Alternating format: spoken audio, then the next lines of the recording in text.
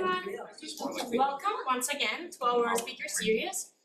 Before starting, I want to remind you that if you want to keep attending this type of talks, you can email Heather at heather.brunch@yale.edu so you can get the newsletter and all we have to offer. Having said that, I'm very happy to introduce our speaker for today. Her name is Alice Marwick. Dr. Marwick is the Director of Research in Data and Society, and she is also a Research Associate Professor in the Department of Communication at the University of North Carolina at Chapel Hill, where she is also a Senior Faculty Researcher at the Center for Information Technology and Public Life. Her research focuses on the social, political, and cultural implications of popular social media technologies. Please join me in welcoming our speaker for today, Dr. Alice Marwick. Thank you so much. Oh, wow, that's a little loud. I'll try not to yell. Thank you, Maria.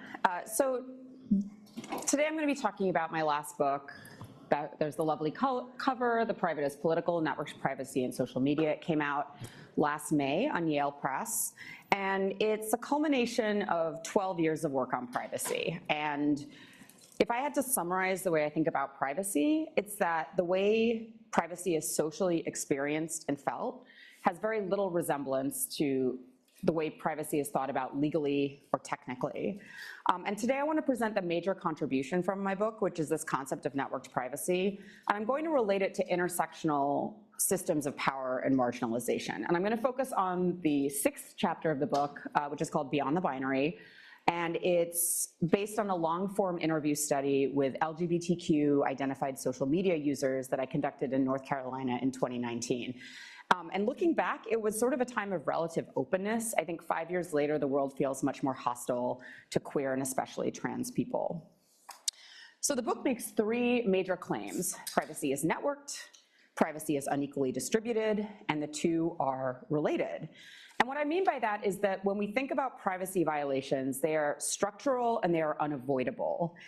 Those who are the most at risk of these privacy violations and those with the most to lose when their privacy is violated are often already facing marginalization. So to figure this out, I kind of drew from a lot of strands that aren't necessarily put in conversation with privacy scholarship, which is often concentrated in law and computer science. I looked at critical race theory, I looked at feminist theory, queer theory, trans studies. And this book, what I'm really trying to do here is challenge our sort of classical liberal conceptions of privacy as separate spheres. So if you've read the Warren and Brandeis article, The Right to Privacy, which I'm sure all of you have, you know that they sort of conceptualize the private and the public in these 2 different ways. The private sphere is the home. It's away from public eyes, it's secluded, it's coded as domestic, as feminine and emotional. And the public sphere is where civic and professional life takes place. It's visible, it's masculine, it's civic, it's rational. And this separate spheres concept translates both legally and technically. Legally, privacy is an individual right. You can only bring a privacy claim if you are an individual. And technically, we have this concept of personally identifiable information. Information is either private or public. Your credit card number is PII, your emotional state is not. What this means is that we're all considered responsible for our own privacy. Maybe through, are you accurately configuring your privacy settings on social media? This also means, though, that if someone's privacy is violated, we tend to blame them. You are expected to not only to configure your privacy settings accurately, even though they constantly change and are very leaky, you also should never share pictures of your kids on social media. You should never take private photos, never share your address. But we know that privacy violations are impossible to prevent through individual action. Partly this is because people in your network leak information about you all the time, right? They post an Instagram photo of you, or your overshare aunt talks about you on Facebook or something like that. But modern social and network technologies leak information all the time. This is normal, it is usual. It is how information flows through networks, whether social or technical.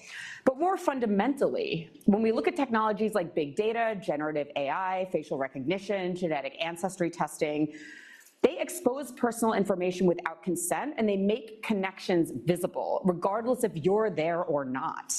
These technologies often gather data from sources that you may not even be aware of, and they use information that other entities provide to piece together insights about someone. And so this is way beyond information that you have control over providing, right? You could never be on social media ever, and you could still have personal information about you stored by a data broker or a local police or generative AI. So the separate spheres model of privacy doesn't work in this context, but it doesn't work for a lot of other reasons too. So if I could recommend one article that everyone read, it would be this article by Anita Allen and Aaron Mack, How Privacy Got Its Gender. Feminist scholars of the 1970s and 1980s thoroughly deconstructed this separate spheres model. In this article, the Allen and Mack, they actually go into the social context of the Warren and Brandeis article. And they're like, these guys were very wealthy. They were from upper class family. This is Gilded Age Boston. This is a very specific set of social norms. At this time, if you were a wealthy white woman, you were not expected to participate in public life. You were expected to stay home, tend the hearth, and support your husband. This model entirely excluded Black and immigrant women, and most poor white women who had always had to work outside the home, as well as people living in tenements or apartments who lacked privacy in their house. But feminist activists and scholars of the 70s and 80s, and I've put a couple of sources that I drew from this book here, they also resisted the public-private divide, but for a different reason. They believed that the dichotomy between the private and the public relegated a lot of issues that were core to women's lives, like abortion, contraception, intimate partner violence. They believed that it relegated it to the realm of the personal, which made it unsuitable for public discussion.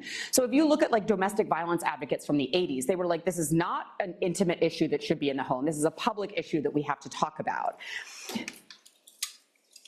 They also noted that home and work are not dichotomous in the way that the separate spheres model talks about it, because domestic work, whether it's care work, childcare, cooking, or cleaning, it is labor. And if we claim that it isn't, that it just is something that is in the home, it makes it invisible, and it allows it to continue being unpaid. So the famous second wave slogan, "The personal is political," which obviously is where I kind of drew from for the title of the book, it connected individual women's experiences to these larger structural issues. And feminist political theorists went one step further. They said, look, people, women and everyone, need spaces that are free from surveillance and monitoring. But the separate spheres model also excludes women from public life. So then I looked at queer theorists of the 80s and 90s, and most people don't think about like Michael Warner as someone who theorizes about privacy, and yet he really does. And because privacy is such a core social issue, you find it in many different places that would not be considered in the canon of privacy law and scholarship, right? So queer theorists, when they were thinking about the public and the private, they were also saying, well, this binary doesn't map to queer experience. In their Germinal article, Sex in Public, Lauren Berlant and Michael Warner talk about that queer sexuality is often relegated to the private, the closet, the love that does not dare speak its name. When queer sexuality does enter the public sphere, it's often heavily stigmatized. So when we force stigmatized sexual and gender identities into the private realm, we similarly write them out of participation in public life. Okay, so let's talk about what I actually did. So the data from the book comes from 4 different studies, 2 of which I did by myself, one with Dana Boyd and one with Esther Hargitay. Total, we have 128 participants, 88 long-form interviews, and a bunch of focus groups. And then I did qualitative analysis of the interview data using Max QDA. And about half the interviews were on Zoom because I was doing this like during the pandemic, but a lot of them, most of the ones for this project, in fact, I think all the ones for this chapter were in person. And the data that I'm presenting today from the LGBTQ study only appears in the book. The others are also in other papers, which I will reveal at the end of the talk. So the participants were pretty diverse, except in terms of age. They were 18 to 49. The average age of the interviewees was 27. So this is kind of focused on the millennial experience. Not millennial as in like young people, but millennial as in like people in their 20s and 30s and early 40s, right? And I didn't collect demographic data from some of the participants for reasons I could talk about if you really want to know, but it's to protect their privacy for various reasons. So if we look at the book as a whole, The first chapter kind of summarizes the argument. The second is about networked privacy. Chapter 3 is this concept of privacy work, which I'm going to talk about really briefly today. Chapter 4 is basically about harassment. Chapter 5 looks at socioeconomic status. Chapter 6 I'm going to be talking about, and then Chapter 7 is basically me ranting about the idea that young people don't care about privacy and that the privacy paradox is not a thing for an entire chapter. So if you're interested in either of those things, you should read the book. So the group that I studied for this chapter deal with information that is traditionally considered stigmatized, like non-normative gender and sexual identities. So they have to strategize how to manage disclosures that are stigmatized in some contexts, but not others. And they really navigate these intersectional parts of their identity and how this influences how they share different types of information. But they also use the properties of social media to normalize their identities, to help people who are struggling, and to educate other people about LGBTQ issues. So I'm going to start with a story from my fieldwork. So all the names I use in this talk and in the book have been changed. All the pictures are stock photos. I think there's one that is a bad DALL-E generation. All the identifying information has been removed. And when I talk about someone's pronouns, their race, their gender, and their sexual identity, I'm using the identifications that my participants used. So I met Jazz, 34, who identifies as white, genderqueer, and pansexual, and uses they, them pronouns, at a busy Starbucks on a chilly November afternoon. Honestly, this project could have been subtitled like an ethnography of North Carolina Starbuckses, because I spent so much time there. And so when I met Jazz, they were sort of spread out over this Starbucks table. They had markers, they had a sketch pad, they had a tablet, they had chargers, like this whole bunch of stuff. And Jazz said that they felt comfortable in the Starbucks because they had trans baristas. And they clearly recognized Jazz, who is a familiar presence in this Starbucks, and they were wearing jeans and a sweatshirt, had curly hair and wide, enthusiastic eyes. So at the time that I interviewed Jazz, they were homeless, they were sleeping in their car, and they were living a very precarious, chaotic life that is often common among those on the economic margins. And some of the chaos came from the fact that Jazz had to conceal their genderqueer identity and atheism from their family, who were very conservative Southern Baptists. Jazz has a 12-year-old autistic son who lives with Jazz's sister, and the family sometimes provides Jazz with some assistance, like you can sleep on the couch or here's 20 bucks. And if they reveal their queer or non-binary identity to their family, they'll lose this essential sporadic support. So on the day that I interviewed Jazz, it was a couple days past Thanksgiving, and they had just been kicked out of their family's house on Thanksgiving for refusing to say a prayer with the rest of the family. So online, Jazz has taken deep precautions to protect their identity. They have 2 online identities. One is under their legal name, using female pronouns. The other is under Jazz, their chosen name, uses they, them pronouns. And on Facebook, they had a profile picture of Captain Marvel. Remember, this is 2019. Jazz manages 2 email accounts, 2 Twitter accounts, and 2 Facebook accounts, and they are meticulous about filtering information from one account to the other. They only add people to their real Facebook profile, which they call their me page, after they've known them for at least a year. And when I scrolled through their me page, it was like LGBTQ stuff, anti-Trump memes, like very fiery kind of progressive perspectives. Whereas their other page, it was very generic memes, pictures of their kids, like platitudes, basically. And this second account really serves as a disguise. It conceals Jazz's fluid gender and sexuality behind this like very static cisgender straight persona. And so I asked Jazz, like, why is there such a contrast between these 2 personas? And they said, because sometimes you've got to let it out. When you have to keep everything locked in a little box, then sometimes you need an outlet. You get mean with it. I've been pretty mean with it on my me page because I need that release, because I don't get to be me in the wider sphere of the world. And what this quote points to is also that we often forget about the pleasures of self-expression on social media when we're talking about social platforms, right? Like, we're in the midst of such a techlash that sometimes it can be hard to remember that people do find a lot of pleasure and satisfaction in using social media, especially people from minoritized and marginalized communities. Jazz is clearly aware of the fact that privacy is networked and that information flows through social and technical networks that are out of their control. So when I was talking to Jazz about how they chose they have some people in their family who are sort of sympathetic to their real identity. And Jazz said, no, I don't add them. And I said, why? And Jazz said, because say I had a friend who was on both of my friends list, mutual friend would pop up. I have a cousin, Emily, who just friends people. She's like, ooh, friends, people's friends list, friends list. When you friend request somebody, you get to see more of their profile. So if she friend requested me not knowing it was me and then saw more of my profile, she might make the connection.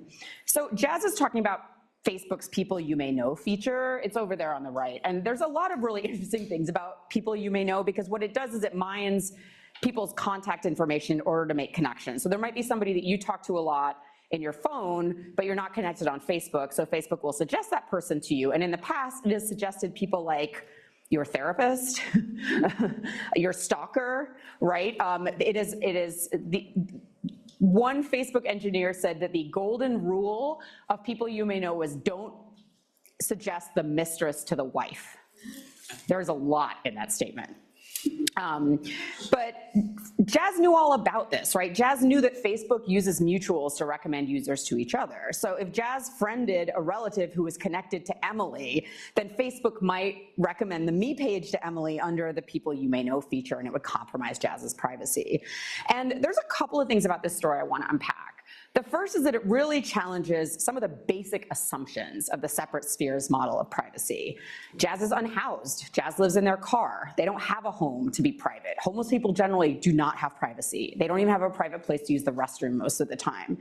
In their family's home, the family, right, the family home considered a sort of private space, Jazz has to keep their authentic identities under wraps to avoid retaliation. At work, as a line cook, Jazz is also closeted because they described kitchens as very sexist places and didn't think that their non-binary identity would be accepted. But the things that Jazz hides from their family are really acceptable in places like Starbucks. And again, at the time that I was doing my interviews, they're really acceptable in the Triangle of North Carolina. It's the most liberal part of North Carolina. It has a very big queer and trans population. It is where Chapel Hill is, where Duke is. It is not a conservative part of the state. So Jazz's precarious life leads them to engage in an immense amount of what I call privacy work.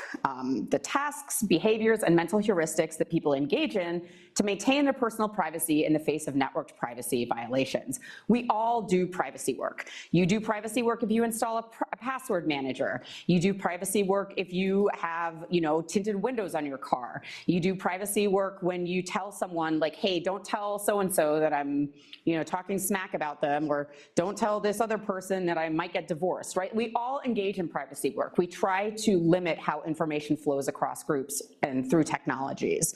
But it's often very ineffective, or it's often futile, and we often base it on sort of our folk understandings of how privacy works rather than the reality of how technologies work.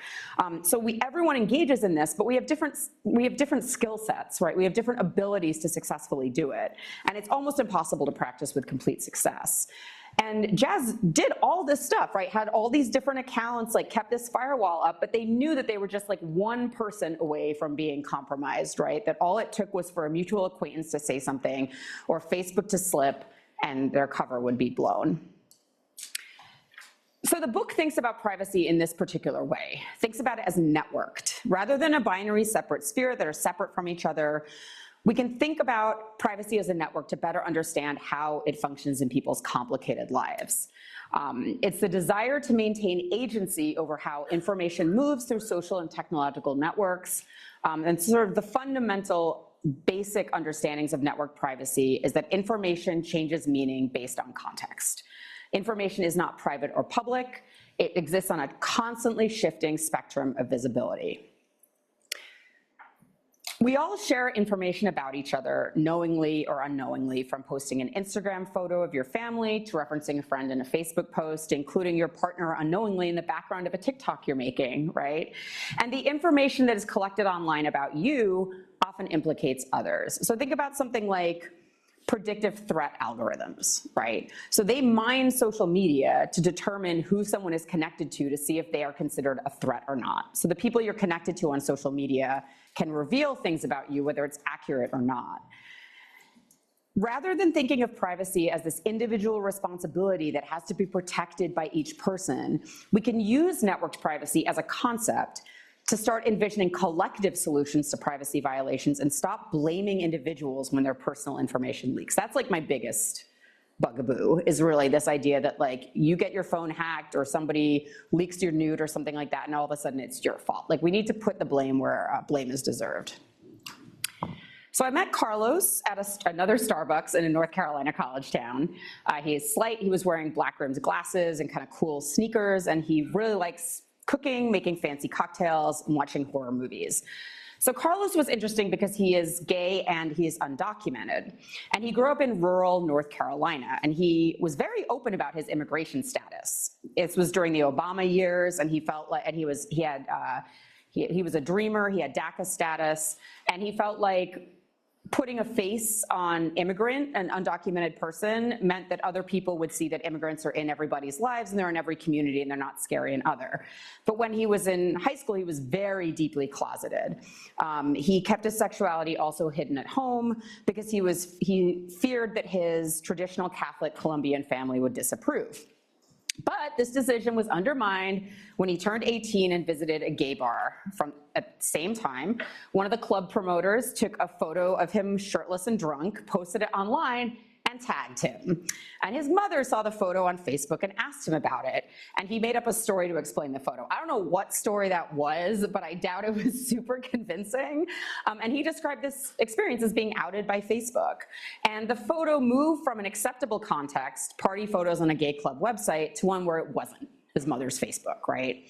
And Carlos is now older, he's married, he's very open about his sexuality now. He talks about his husband at work, he posts pride photos on Facebook, and he sees this as a political act, right? Like he talks to his relatives in Colombia about his husband and their life together. But he's not open about his undocumented status, because when I interviewed him, it was the height of the Trump administration, and Trump was aggressively prosecuting undocumented people. Back in the Obama years, he was unlikely to be deported if he didn't do anything illegal. But now there's a much more immediate threat. And he actually joined a WhatsApp group of local undocumented people in his town in North Carolina who would alert each other if there was about to be an ICE raid so they could sort of disappear. And this network shared his privacy norms, right? Like you have to be extremely careful and quiet if you're going to be sharing information like that on social media. Do you love this slide that I made yesterday using ChatGPT? I gave it a lot of different prompts. This was the best thing it came up with. All right, so Carlos's story illustrates how networked privacy operates, and it also shows the difficulty in separating public and private spheres. His experience of privacy is intersectional. Both his sexuality and his undocumented status are central to his life. His privacy needs fluctuate as the stigma addressed to each identity wane and wax, right? So if I interviewed him today, he might be less open about being a gay man because social norms have unfortunately kind of rolled back in the last few years. On Facebook, networked privacy sort of eliminated his agency to come out to his mother when he felt comfortable, and this led to significant consequences. His mom kicked him out of the house, he was estranged from his family, and information that was safe to share in one context, his undocumented status during the Obama administration, was no longer safe to share during the Trump administration's aggressive immigration policies. But Carlos's story shows that information exists on a spectrum of visibility depending on context or audience. It's not strictly public or private, it's fluid, it's constantly changing. Carlos's story shows that all information is only given meaning within a particular context. And this shapes what we say and tell. So say you get fired, you may frame the way you talk about this very differently to your parents, your best friend, a prospective interviewer, or a child, right? Information's very meaning differs depending on where it sits within social and technical networks. So I draw a lot from Helen Niesenbaum's theory of contextual integrity, which you may be familiar with. Helen was on my committee for my dissertation. She's been a huge influence on me. And she talks about how information norms are specific to a context. So she talks about like a doctor's office. Like if a doctor asks you something private about your body, you will reveal that information, but you wouldn't do it in, in a social situation or in a work situation, God forbid. She says that people perceive a privacy violation when information flows from a context with one set of norms to a context with different set of norms. So if you do describe something private about your body to a doctor or nurse, and then they turn around and tell somebody about it as gossip, that is definitely a privacy violation, right? So as information moves from these places and spaces and networks, it is recontextualized, it's reinterpreted, it's taken out of context, it's misinterpreted, it's combined with other pieces of information to create new meaning, and this is often all experienced as a privacy violation. So I have a lot of fun examples in the book, like when Ted Cruz's wife texted her neighbor group to ask who wanted to go to, was it Cabo or Cancun during the horrible Texas storm? That kind of thing, that private text chat was leaked, right? It moved context, and once that gets into the public eye, it's given a very different perspective. So another participant, unlike Carlos, but like Jazz, Andre is deeply closeted at home. He's 19, gay, and Black. His family is Jamaican. He describes Jamaican culture as homophobic, and although he has known he is gay for most of his life, he only recently felt comfortable admitting it. And he's very careful to filter out all of his family from his preferred social media platform, which is Instagram. When he was 14, his mom found his phone. She read all his text messages, including some between him and his first boyfriend. She confronted Andres about his sexuality, which he denied. And so he can't be himself at home. But unlike Jazz, he is very out at his job. He works in a cell phone store. It's just a minimum wage retail job, but it's a lot of young people, and it's the kind of place that, again, in 2019, would put up a huge rainbow pride display every June, right? So traditional views of privacy in the queer community center around this concept of the closet, that you have to keep queer identity secret to avoid discrimination in public life. But the in-out closet, it doesn't describe most queer people's actual experiences. Both Jazz and Andre navigate privacy in a networked world rather than the simple public-private divide. They can't fully express their non-heterosexual, non-gender conforming identities in the home, which is traditionally this private sphere. Jazz can be themselves at Starbucks, a privatized public space, or on Facebook, a networked public space run by a corporation, whereas Andre can be openly gay at the corporate-controlled cell phone store where he works, and on Instagram, a subsidiary of Meta. Maintaining this kind of selective openness requires a lot of privacy work to keep these different contexts of home, work, family, friends from collapsing into each other. And this really includes having to try to manage your friends, your nosy coworkers or relatives inadvertently or deliberately revealing information along context. That's a lot of pressure, right? That's a lot to have on your back. But when you're assessing the context and deciding what information to share, it can be very difficult. So Kayla is a teacher. She's raising a 5-year-old child with her female partner, and she identifies as a lesbian, but at her public school, as far as they're concerned, she is an ally. And every single school year, she's like, is this the year that I should tell my coworkers about her family? She's out to her family, to her, her mom and dad. She's out on Snapchat. She has a small curated group of friends, and in Facebook mom groups, which is where I met her. But at school, she's constantly assessing the situation. Teachers face respectability norms that a lot of other professions don't, and she worries about changing social norms around homosexuality, as she was right to do. So she said, I'll be in a situation like when I was in my orientation for new teachers, we were talking about something and there's relevance, like, oh, my girlfriend. And I had to sit there and contemplate, do I want to say that? And how do I want to word it? Do I want them to know? There's kind of a split-second decision sometimes where you think, how do I say it? Do I say it? And that kind of thing. Or is it relevant? So what Kayla basically does is she stays quiet when she's unsure if a situation is safe. And when I interviewed people, they all discussed how coming out is not a one-time event. It's an ongoing process where you constantly have to think about, am I going to be explicit about my identity to this person or this new person I met? And queer individuals are constantly assessing their audiences and deciding if it's safe to be open. Online, this is even more complicated because you can't tell who is listening or watching, right? Digital information can easily be screenshot and shared, making it very hard to maintain privacy. And this leads to potential misinterpretation, misunderstanding, and privacy violations. There are myriad examples of somebody joking with someone else, and then that message being leaked and people thinking that they were serious, or just a particular group of friends using particular slang or terms or something like that. Those are very contextually specific, and they don't always read the same when they're out of that context. Some participants discussed deliberate decisions to share information that would maybe be considered private in a lot of contexts. And I call this strategic visibility, which is intentionally making yourself seen in a desired way for personal or political reasons. So Blake is a 19-year-old trans man. He's very visible on social. He answers questions, he educates people about queer and trans issues, and he sees social media as a way to reach a wider audience. He doesn't have to repeatedly come out of the closet over and over again, because if someone Googles him, they find that he is openly trans. And he's not outed either. He gets to have this agency. And he considered this a sort of visible publicness that normalized sexual and gender expression. Bonnie, 46, is a very genteel Southern trans woman, and she's very open about her transition, even when strangers ask intrusive personal questions. She told me that her trans friends were like, "Why are you answering that question? That is so rude." And she's like, "Well, I want to educate cis people." And she does acknowledge that it's maybe like a larger disservice to the trans community, but she thinks it helps people understand better. And because she has agency over sharing her intimate information, it doesn't feel like a privacy violation for her. But online, she's very cautious about networked privacy because she is very scared of both conservative backlash and white supremacists. So again, the time I was doing these interviews is kind of like the midpoint of BLM, right? But there's definitely, is sort of before the 2020 protests, but after sort of like the first peak in BLM. So she was very involved in these sort of like racial liberation movements, and she was very worried because, as she said, in North Carolina, anyone can be connected to conservative communities through family or homeland ties, right? She has 3 groups of friends: poets, activists, and trans people, and she said they didn't really overlap very much.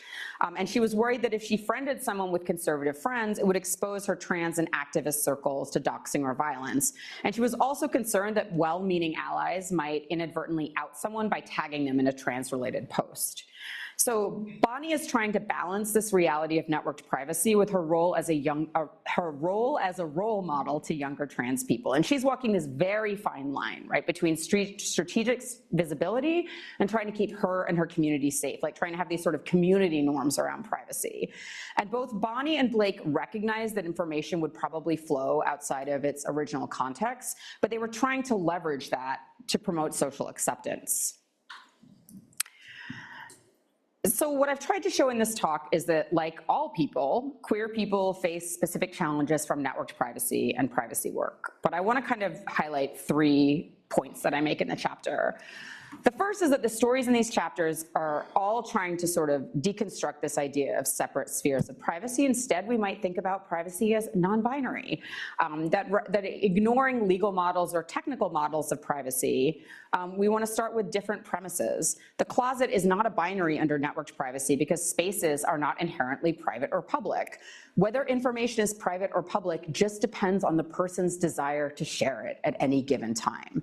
And their agency should determine what they choose to share, because information can leak across frames, across contexts, and across audiences at any time.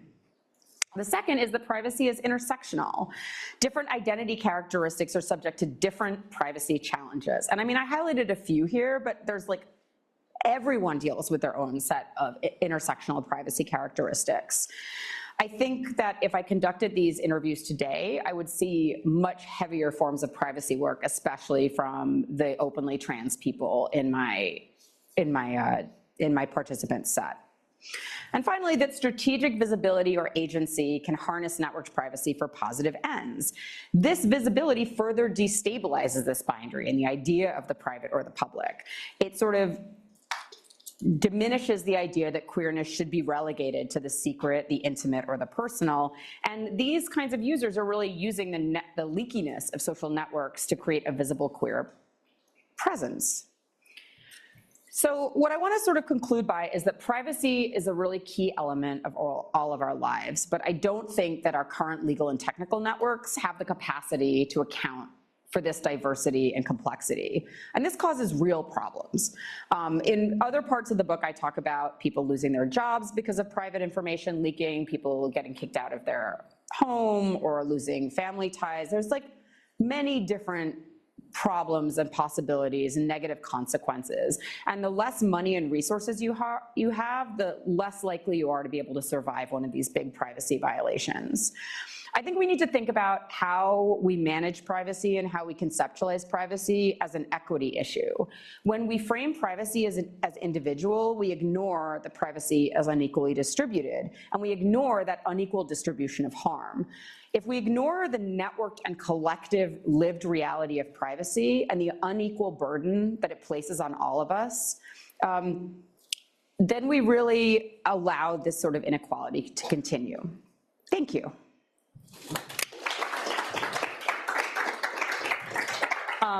So all of my papers are in PDF form on my website, and I put a QR code up there so you can get to them, to my publications page. But thanks, I'm looking forward to questions. Yeah.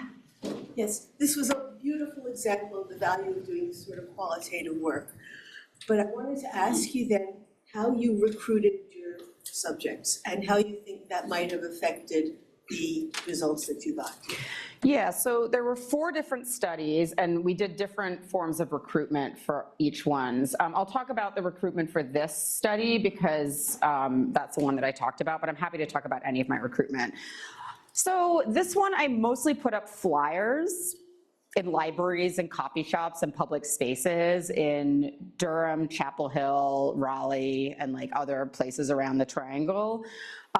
They were very tacky flyers. They had a giant rainbow flag on them and were like, I'm looking for people who identify as LGBTQ and use social media. It was an easy study to recruit for because those are like very easy characteristics. They're widespread characteristics, right? So it wasn't hard. And I was looking for a broad spectrum of people. I wanted to get all kinds of different queer people, and I pretty much did, I think, for this study. You know, I didn't do a lot of online recruiting for any of my studies because I find that it doesn't work very well. I wish it did because it would be so much easier than driving around all day putting up with a bag of push pins, putting up flyers. But generally, you either get people who constantly answer surveys and studies online and it biases your data, or you just get like people who are, you get like trolls. I've gotten some very strange research participants from like Craigslist, for example. For the privacy on the margins, that was specifically looking for people who were young and low income. And so we had a set of characteristics like, did you grow up in Section 8 housing? This is in New York City. Did you, we had this like list of criteria that were, that corresponded to low SES individuals. And we put our call out to a lot of people in our network who were public school teachers or who worked in social services. So that was like a much wider call. I had a whole team for that, so I didn't have to do all the recruitment myself.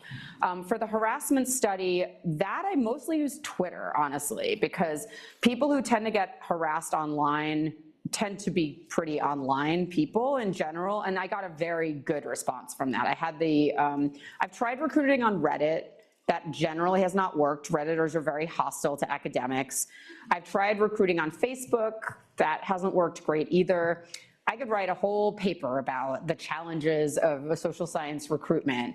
But honestly, like sometimes the flyers are just like the easiest thing. Like someone just tears it off with your number and they call you and then you sit down at a coffee shop with them a couple of weeks later and have a nice long chat. Yeah. Thank you so much. This was gave a great framework for understanding intuitions that a lot of us have, but making sense of all of it. Yeah, I'm curious what you think of the report by Health and Human Services about social media. I don't know, this is not the focus of your book or of the talk necessarily, but just it touches on the different experiences of LGBTQ or otherwise marginalized groups on social media relative to, say, teenagers. And I think that the 10,000-foot view finding was that it can be extremely positive for those sort of smaller communities where it's harder to find others in your community, and extremely detrimental to the mental health of other social media users, including especially young women? Yeah, so I actually have done quite a bit of work on this. I wrote a primer this year, actually, on child online safety legislation, because I think COSA is like the most garbage legislation on earth, and I just decided to write a whole bunch about it. So basically, the predominant discourse around young people in social media is that social media causes the youth mental health crisis, and it's really bad for kids for like a variety of reasons. Now, most of this is based on correlational data, which shows that as social media has been introduced into the population, it has corresponded with a decrease in young people's self-reported mental health, right? Young people's mental health has had many peaks and valleys, and they have not corresponded in the past with the introduction of new technologies, right?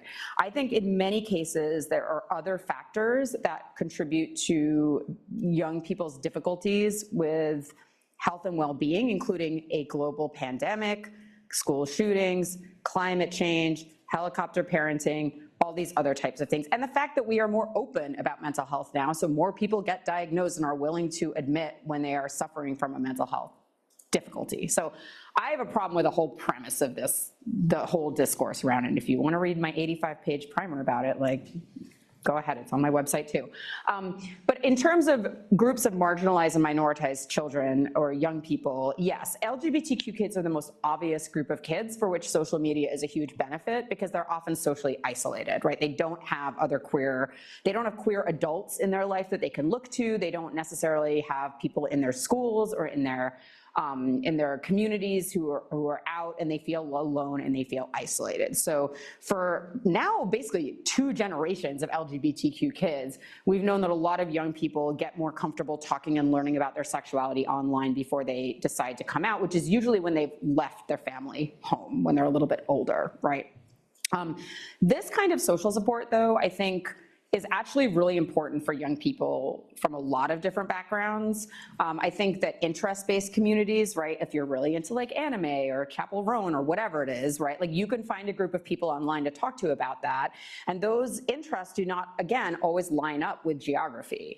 So social media does have a lot of benefits. It also, this is not super popular to say, but young people should be able to connect with trusted adults for mentorship. And it is very difficult to do that because post-pandemic, a lot of those opportunities have just cratered. Like there's fewer after-school programs, people have moved away, families have fragmented. What young people need more than anything else is more trusted adults in their lives and more access to mental health resources. And none of the proposed child online safety legislation is going to bring us closer to that ideal. Great question. Thank you. Yeah. Great, thanks so much. This is a fantastic talk. So I just, some of your reflections on the issue with the mental health framing just had me thinking a little bit about the privacy work concept, what's kind of been changing over the last few years, because there's a way in which this Facebook paradigm of social media has been eclipsed by a lot of other possible alternatives. So some of the issues of, okay, here's how I manage like my identity through the people who see me within my family, who can see my full name, versus like other aliases and whatnot. I feel like this is something that's really like a moving target, especially in the last few years. So just wanted to hear from you if you have any sort of thoughts on the changing nature of privacy. So one of the things I talk about in the book is this concept of social segmentation, which is exactly what you're talking about. So when Dana Boyd and I came up with the idea of context collapse, the idea of networked privacy, we were in this Facebook paradigm. We were looking at places where there was one social media site, right, and everyone would have an account on it, and what happened when you were trying to present multiple facets of yourself to the same audience, right? And that's kind of where the concept of context collapse comes in.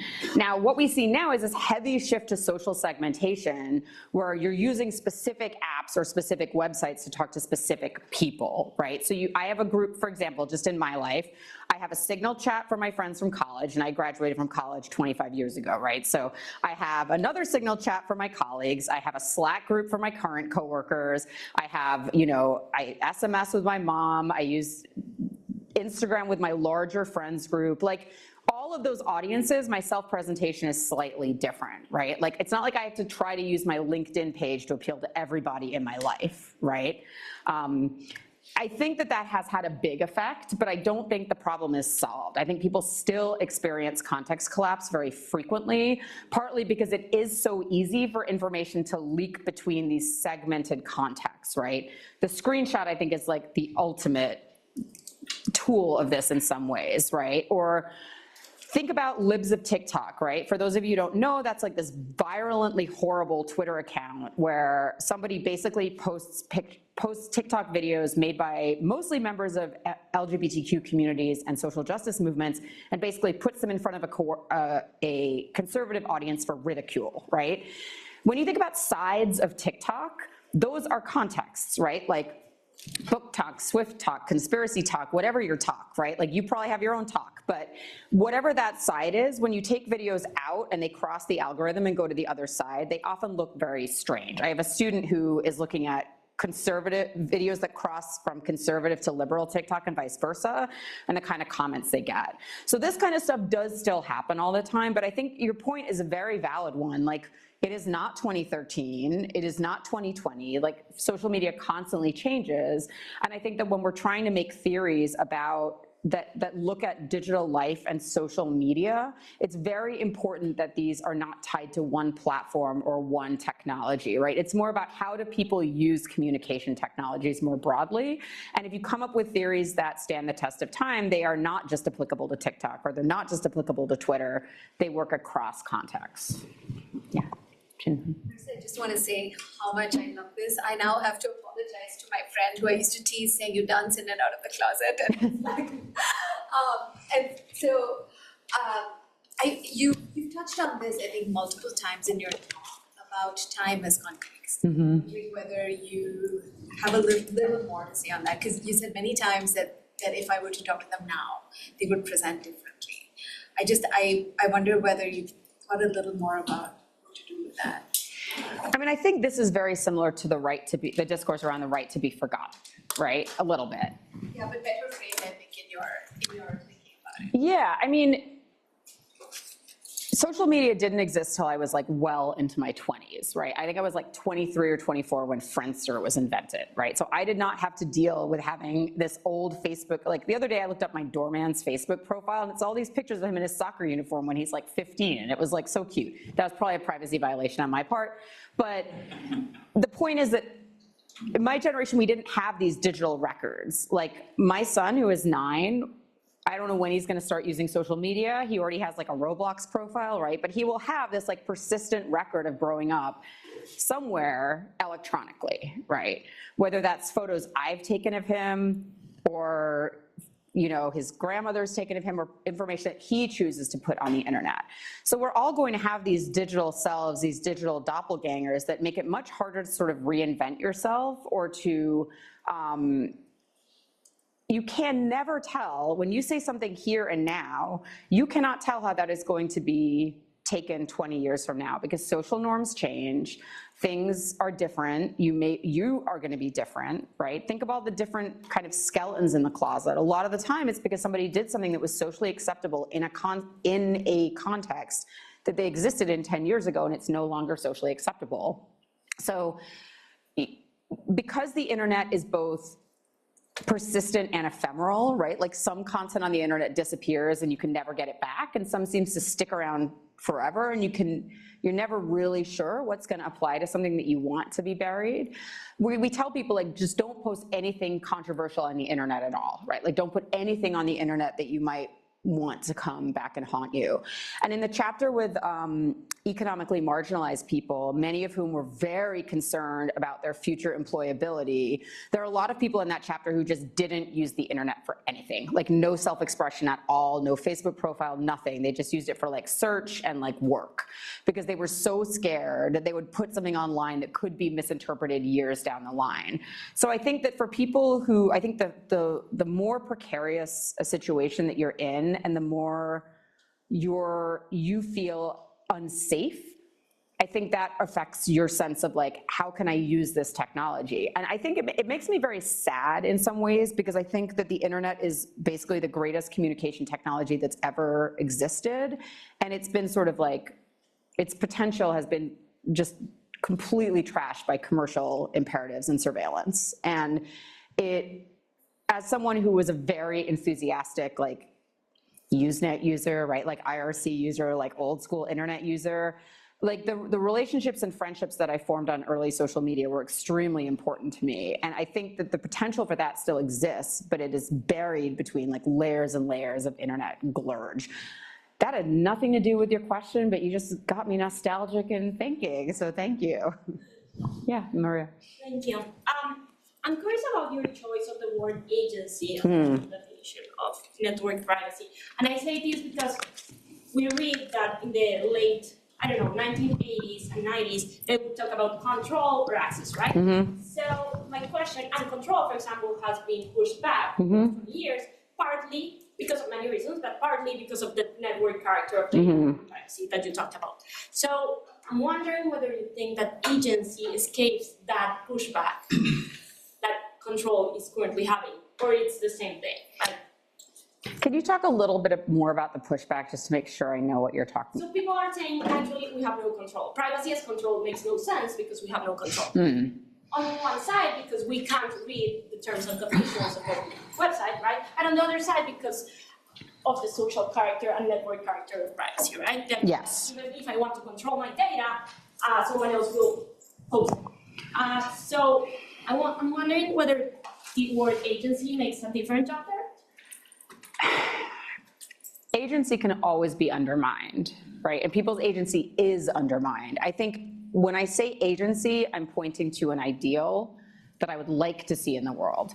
The biggest problem I've had with this book is everybody wants to know after they hear me talk about this is, okay, so how do we implement these changes? And it requires like a complete rethinking of like the US legal system and the entire social media industry, which I think it's probably a little bit of an uphill battle, right? But it's because the things I'm talking about are such, like they require like a rethinking at a lot of levels. So my ideal is that everyone has agency over their personal information, but I think in many contexts that agency is taken away from us, and I think it's when that agency is removed is when we feel that we have experienced a privacy violation, right? So I would see it more as like a normative ideal than I would as like an accurate description of the current state of affairs, if that makes sense. Yeah. I was interested, thank you for this, very, very interesting. And I was also really interested if you could talk a little bit more, if at all it came up in the interviews, about their approach towards avoidance from technology or from social media at all. Like if there was, you were saying what the pluses and minuses, but I'm interested from their point of view, if they saw a potential, like if they at all thought about avoiding completely. Yeah, so there are people throughout, this is a fairly large data set, right? And there certainly are a number of people who want to opt out completely, right?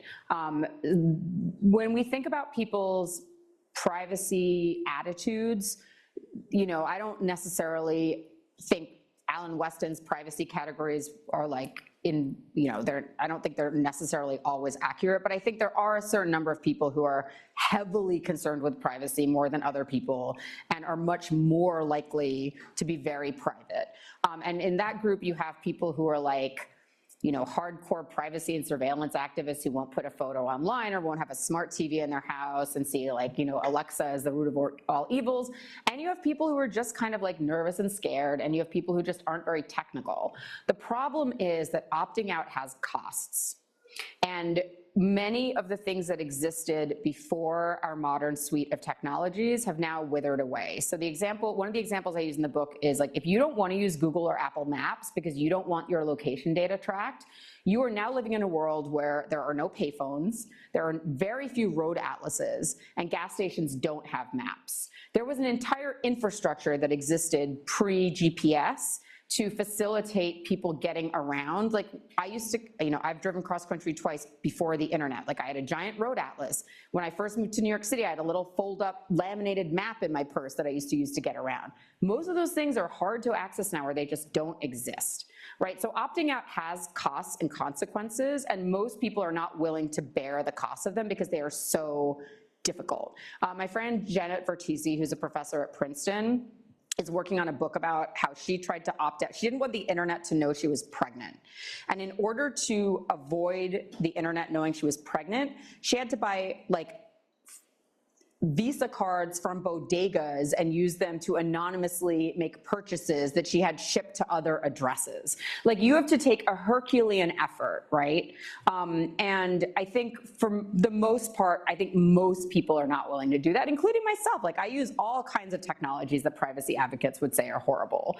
I think that for other people, opting out would significantly impact their social life in such a way that it would be impossible. When we interviewed college kids, they were all like, well, I don't like tool X, but it's where all my friends are, and if I don't use it, I won't know what's going on, and I'll miss out on social life.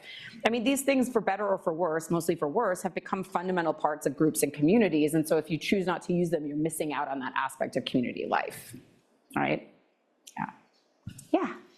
I think like one of the downstream impacts of like this technology recently especially has been deepfake sexual material, which is like obviously not a new thing, but I think now proliferating at a much like more rapid pace.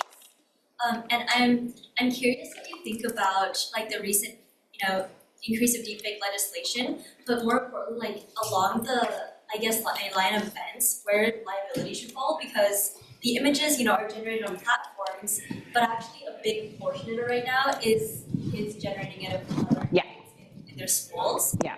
And so like how do we protect kids when it's like also they're kind of part of the harassment and bullying that's happening? Yeah, I mean, this is a tough one. I think the issues around non-consensual deepfakes are the same issues around non-consensual nude imagery, right? It's just that in a deepfakes case, you don't ever have to have taken nudes to have a deepfake of you generated, right? So the individual, even if you were somebody who is like, who believes that like you kind of bring it upon yourself if you take nude photos, that doesn't even apply here. So I could imagine that I think there'll be I think this is something that is, I don't know where the liability question is. I'm not a lawyer, right? Like, that is outside of my purview. But I think when we think about social norms, I think one of the things that I've been interested in for many years, and one of our papers has this in it, but I can't remember which one. I think it's the Nobody Sees It, Nobody Gets Mad. We talk about revenge porn in there and the different concepts of consent that young people have that, there's a certain number of people who are like, just don't take photos. Like, if you do, then you deserve it if you get leaked. And then there's other people who are like, no, this is a consent issue. This is a privacy violation. And so it's about, I think, creating a normative framework so that sharing non-consensual imagery is seen as like normatively unacceptable. I actually think that this kind of legislation, honestly, I don't know as much about the deepfake legislation as I do about the non-consensual image sharing stuff, but it is, I would probably tentatively support that kind of legislation. I think with the bullying stuff, it's hard because when people think about children's safety on the internet, they have this image of this like sneaky online predator sitting in a basement. In reality, when you look at kids getting unwanted sexual comments, it's usually from their classmates, right? It's usually from like people in their lives. We know that young women, femme-presenting people, have, in many schools, there's sort of like an undercurrent of constant harassment and sexualization, right? And I think until we really sort of face that heads on and stop trying to pretend with this rhetoric of child protectionism that online predators who are like, I'm sure there's some of them, but they are mostly not a thing. And if you look at the people who are harming children online, a lot of these dynamics look more like intimate partner violence than they do like child predators. But child predators are either easier to other, they're easier to like sort of make up. It's much harder to sort of address the sort of patriarchal and heterosexist dynamics that cause these things to play out in day-to-day life. Very rambly answer. Yes, and then you, yes. I'm curious, so sort of on this multi-dimensional spectrum of what we imagine our networks and our contexts, there's like three pretty clear categories to me, which is protecting your privacy from strangers, protecting your privacy from the man, whether it's government or advertisers, and then the murkier part that was like the focus of your talk was protecting your privacy in these different contexts. And I guess in terms of like remedies that a company like Facebook could provide. It's not clear to me that this exists beyond saying that like Facebook is just not the appropriate place to do like have these kinds of conversations, and if privacy is important to you, you need to be on Slack. It's just not clear to me how a network like Facebook, where the whole goal is this like interconnected, multi-contextual conversation occurs, can help people in situations where their like personal and interpersonal relationships are already like so contextually diverse. Yeah, I agree. I think Facebook has not tried very hard to solve this problem. But the things that people have suggested over the years, like I've been studying Facebook privacy since Facebook came out. And they've, you know, there's been like create subgroups of friends and then share your Facebook group posts only with these friends. Like one of the difficulties is Facebook doesn't allow you to use pseudonyms or have multiple accounts, whereas a site like Reddit or Instagram does.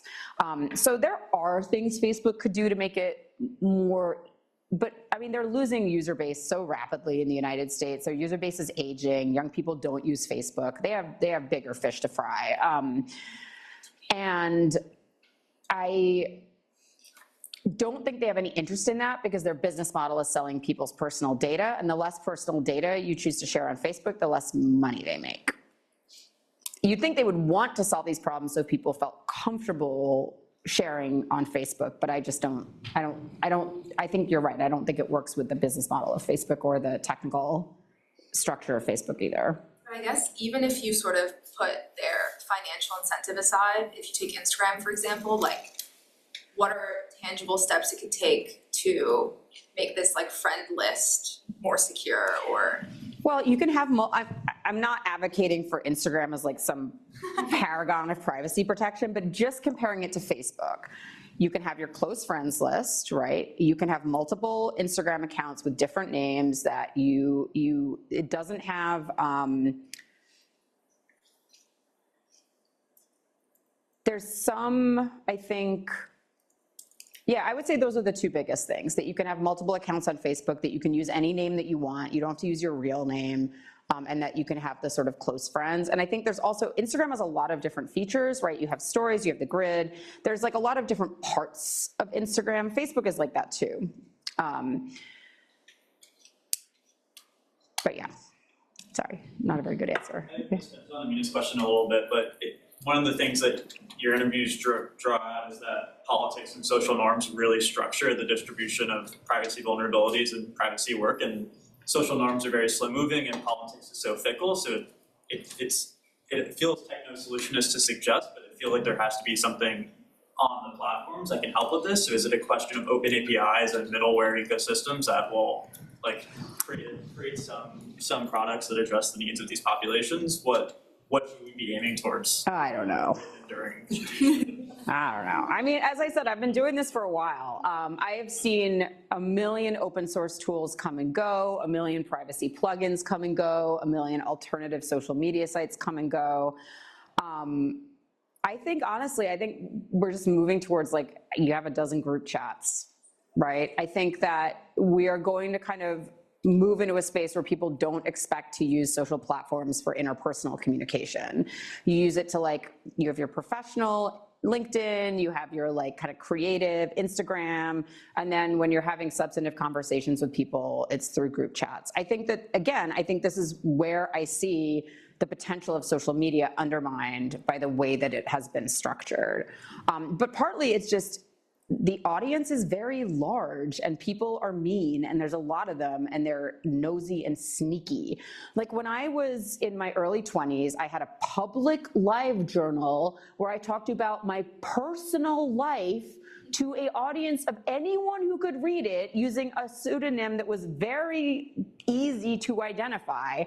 And the fact that I did that makes me like imagining sharing that kind of stuff now makes me so anxious and like sick to my stomach. But at the time, like the internet was small. There weren't that many people. Nobody knew what LiveJournal was. Your parents didn't know what it was. Google didn't exist. Nobody was gonna find you, right? And that kind of like presumed anonymity, that era is gone. Like that is not coming back.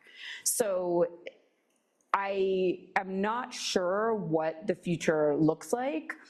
But I think the world of segmented apps and spaces is better than the world of like enormous social platforms. Yeah.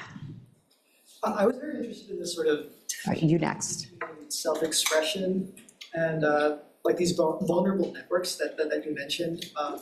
There seems to be a way in which, because of how network privacy works, a new calculus has to come in when you're deciding whether or not to express your self on the internet. So I'm just wondering, when we sort of are thinking about creating new norms, does self-expression become a place of where you have to take into account different stakeholders within your network, group decision about how you express yourself on the internet?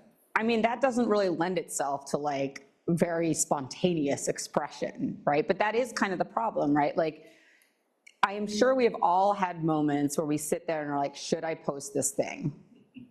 Whatever it is, right? And you sit there and you're like, F it, I'm just gonna post it. Or you're like, no, right? And then sometimes you post it and you regret it. You can't tell where these things are gonna go. You're not sure what the impacts are gonna be. Everything is just too uncertain. And so I do think it ends up having this like major chilling effect on what people feel that they can express online. I spend a lot of time on Reddit. You know, I'm not maybe the stereotypical Redditor, but I like the fact that it's pseudonymous and that people mostly cluster in interest-based communities. And people are very open and vulnerable about the things in their lives, but people also are really cautious about it. They won't tell people where they live or anyone's names or even use real ages, right? I think that allows for some of that kind of self-expression, but you have to be comfortable with that being completely untethered from your actual identity, right? If you want to do something like creative that's wildly controversial, and if it's really good and you want to get kudos for it, that's a huge risk, right? So I do think that when you live in a world where there is much larger audiences for people's self-expression, it is going to limit the types of self-expression that people feel comfortable with. Yes. So I wanted to ask, thinking about like this public-private divide, and I think this is kind of connected to your last answer.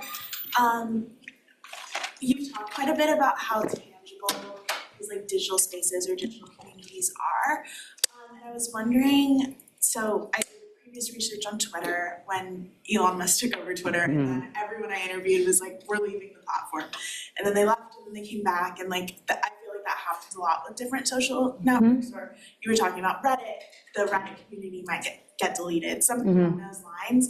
I was wondering how you think about like community when people are making community on these digital spaces, and what happens when they're so tenable or like susceptible, I think, to these platforms. Yeah, I mean, community is generally unstable, right? Whether it's online or offline in a lot of ways. Like, we like to idealize community as these like strong, deep roots that like go on for decades at a time. But in reality, a lot of things we idealize about community are not stable. Whether or not you're building a community in a commercial social platform or an open source social platform, there's always the chance that it's going to be deleted, it's going to disappear. There's a good amount of work, I think, on people who've chosen to leave social platforms, or people who have sort of had backlash, like, you know, last summer or the summer before, when there was the big backlash against Reddit closing its APIs, like a lot of people did get up and move. And it is what you get in that instance is you lose the sort of network effect of social media, in which, you know, you have a lot invested in a platform just because that's where your people are. And so the costs of starting over again are really high. So you're much more likely to stay on a platform even after you feel like it kind of sucks, like Twitter being a good example, right? Just because you don't want to start from scratch somewhere else. So I think platforms have this powerful inertia, but there's no online community that's going to be stable. And so I think that if you are building online community, I think when we think about community and how it exists on the internet, a lot of these things are not platform-based, right? They'll have some TikTok presence and some Twitter presence and some Instagram presence. And if you're active in this community, you get to know the people, but it's not as I have a student who's working on online chronic illness communities, and she actually looks at these chronic illness forums that are basically using like Web 1.0 technology, right? It's like these bulletin board systems that are really like old fashioned. And something like that can be fairly stable if the hosting platform is stable, but ultimately infrastructure changes, right? Yeah. So I've got a very core question. Is this a privacy problem, particularly with the ethnographic study you did? It feels like it's a discrimination problem, that when information goes into different contexts, individuals and organizations might use it to discriminate. If the underlying discrimination wasn't happening, it seems like the fact that social media and social networks have somewhat porous boundaries wouldn't really be an issue in the same way. I think that is true for some kinds of information and not others, right?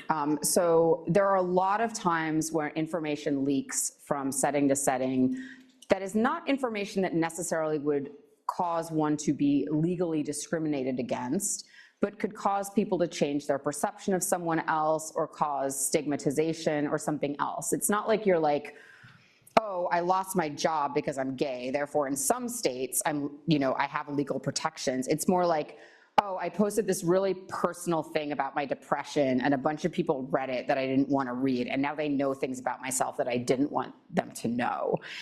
It doesn't really matter what people do or don't do with that information. It's more the fact that your ability to control who you're sharing with is taken away from you, right?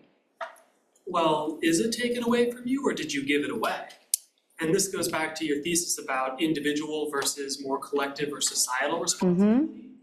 And on the second point, I'm kind of curious if you view that collective responsibility as governmental, large private sector organizations, or some sort of civic mix. Okay, so let's talk about your first comment about how you're giving information away if you post it on social media. So the alternative would be you don't use social media. And by that I would include text messaging, I would include any kind of, like, you shouldn't use Slack, you shouldn't use Discord, like you can't use any kind of computer mediated communication. How is that a possible choice? So I think that the point you're touching on is that using social media and paying in privacy rather than paying in cash for the extremely expensive methods of going around it isn't even vaguely close. Everyone consistently recognizes that accepting those privacy liabilities, as it were, is the better choice. And it kind of feels like it's hard to imagine a world in which the social media we have available would still be economically viable and exist if that were not the case. I don't care about the economic viability of large tech companies. That's not the project, right? Like I'm trying to understand how these types of new technologies affect pre-existing social dynamics, amplify some things, and alter others. Right? So if you think about pre-social media times, if I say to Maria, hey, I have a secret that I'm going to tell you and don't tell anyone, and she turns around and tells it to somebody else, have I given her that piece of information? Yes, but I've given it to her with the assumption that she and I have a trustworthy relationship.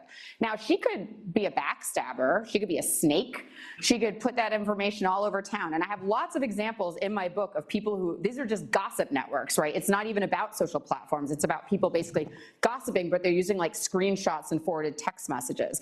Like those dynamics exist regardless of whether social platforms exist or not. People are going to share information with other people regardless of what the platform is, whether it's in person or over the phone. It's just that social media is the platform where, unlike in person or letters or phone calls, the information is monetizable and can be combined with other sources of information to create bigger pictures about other people, right? So to me, that's what is different about social media than these other forms of interpersonal communication. And I'm interested in how what do these new dynamics of social media, how do they change the way people think about the way that they disclose to other people and how they manage these kinds of complications that come out of social platforms? I did also want to address your point about collective. This is a very hard question. We have very few models for thinking about collective solutions and redress of harms. I have looked into a lot of different literatures and they very rarely work, because in most situations when you have a sort of collective solution for a problem between, so say like, you know, person X harasses person Y, there are like restorative justice frameworks where it assumes that person X and Y are in the same community, and you can sit down within the community and have a conversation and work it out, because otherwise one of the person might be, you know, they could be ostracized from the community, right? So there's a harm there. For the most part, when a lot of this stuff happens online, it's like you and somebody you don't know somewhere else, or it's you and a corporation, right? So the idea of having a sort of collective response is very tricky. We're trying to think about this in the context of harassment, like what would it mean to have a collective response to academic harassment, as opposing that every academic would just have to solve it for themselves. And I have to say, I've been doing a lot of reading and I'm a little bit stuck. So if anybody has an answer, you let me know. Yeah. Specifically on the, like, privacy is the price and people willingly take it, the econ studies these days suggest that although people would have to receive a lot of money for themselves to individually leave social media, they would pay money for none of their friends to be on social media. So I think that's that they're not really happy with the terms of the agreement. So I would contest the premise that was put forward, and that privacy is the price that people are willing to pay. They're obviously unhappy with a lot of other terms of the agreement. We have 5 minutes left if anyone else has questions. So I do have a kind of follow-up. Sure. Do you think that social media, the full apparatus of the internet, is a net social benefit or a net social harm? Just a little question.